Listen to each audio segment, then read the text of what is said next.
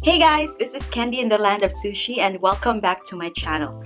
In today's video, as you may have seen from the title already, I'm gonna talk about the much raved nowadays na Jade facial roller. Without further kieme guys, let's start the video. I bought this facial roller from Beauty Manila as you may have seen from my Beauty Manila haul. Naengganyo akong bumili nito guys, sa totoo lang kasi ginagamit siya ng mga famous Filipino celebrities and even Hollywood celebrities. Yung unang nakita kong gumamit nito is si Kim Chu. And also, I have heard of a lot of positive reviews about this product. So, naengganyo talaga akong bumili. And hindi naman siya ganun kamahal. I forgot na the price, but I think it was less than 500 pesos kasi discounted siya sa Beauty Manila that time. First, let's talk about the history of Jade facial rollers. Jade facial rollers, or Jade as a stone, is sikat siya sa China and napakahaba na ng history ng Jade facial rollers. Jade facial rollers have been used by Chinese women for over a century. Sumikat din ito nung 70s, 80s, 90s, and bumabalik na rin yung popularity niya these days. Now, let's talk about the purpose and benefits. Generally, jade is a popular stone in China. Nakikita nyo sa mga kwintas, sa mga bracelet, because they believe that the stone has calming benefits and provides balance or gives balance to the body. Now, let's talk specifically about the benefits on our skin. Many claim that jade facial rollers reduce fine lines and wrinkles, brightens complexion, detoxifies the skin, and minimizes pores, all through lymphatic drainage. And lastly, it depuffs the face, lalo na pag nilagay mo siya sa freezer bago mo siya gamitin. Let's talk about lymphatic drainage. Kasi yung lymphatic drainage, guys, yun yung punot dulo kung bakit nawawala yung fine lines, na-detoxify yung skin. It's because of lymphatic drainage. And capable daw yung jade facial roller nito. So what is lymphatic drainage? Our body has a lot of lymph nodes. Nasa face, nasa buong katawan yan. These lymphatic nodes are rich in white blood cells na tumutulong sa pagpatay ng mga bacteria and toxins sa katawan. So this product encourages lymphatic drainage by moving or pushing the lymph fluids or toxins sa katawan natin to the lymph nodes where it can be drained. And the only way na mawala yung toxins sa ating katawan is through movement. And kung hindi natin i-move yung mga lymphatic fluid, may stagnation na magaganap. According to Chinese belief, the reason why we have acne or we have bad skin condition is because may stagnation ng lymphatic fluids or toxins, not only sa katawan but also sa mukha natin. So, same yung mechanism guys ng massage sa katawan at yung ginagawa naman ng facial roller. So, this facial roller will help us massage our face. I have TMJ guys.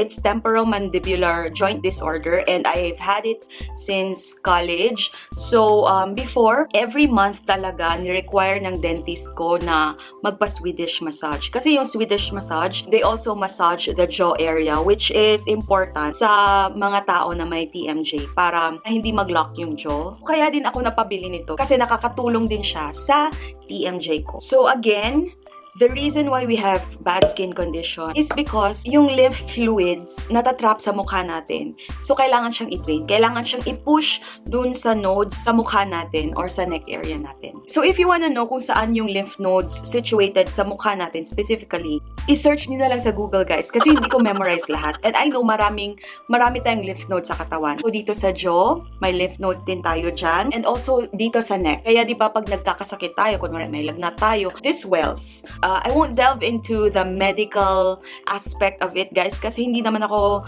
doktor or hindi naman ako expert. So, I'll just share to you guys what I know. Now, let's go to the steps or the procedure, how to use this jade facial roller. Personally, guys, I only use this nighttime kasi wala akong time sa morning. I massage my face kasi 2 to 5 minutes and I don't have the luxury of time in the morning, so I just use this at night. And I put this roller in the freezer before using this para din ma-depuff yung face ko at the end of the day. So what you do with a facial roller is you massage your face outwards and upwards. There are two parts, itong medyo mahaba and itong maliit. For this one, I use this for my cheeks, for my forehead, and for my jaw. And this small one naman, I use sa eye area ko and sa nose area. Lalo na dito, sa sides ng nose kasi medyo mahirap dyan. And also, I use the bigger one sa neck area ko kasi kailangan din i-massage yung neck. So again, outward, upward motion. And dito naman, outward, papunta dito sa temple. And then, also dito sa cheeks, ganyan pa, paangat. This one naman, here, pa outward, going to the outer jaw.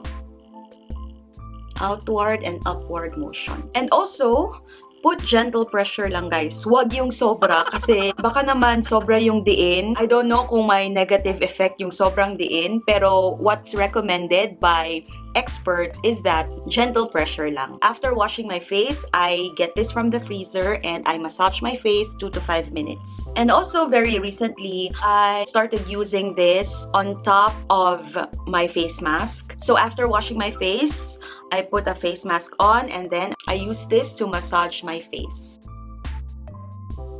Because I feel like when I do that, nasisip-sip talaga ng face ko yung juice ng mask. Kaya mas gusto ko siya. And I think mas okay din siya kung ganun. Yung iba naman, they use this to spread their serums and their oils sa mukha. But I haven't tried that. I also wash this naman every after use. And wash it with warm water, guys. Wag yung cold kasi may negative effect daw sa Jade rollers. Yung very cold water. So wash this with facial soap or what I recommend, gentle soap. Kung ano yung ginagamit nyo sa mukha nyo, yun na din yung gamitin nyo to wash your Jade facial roller. So now, let's go to my personal thoughts about the product.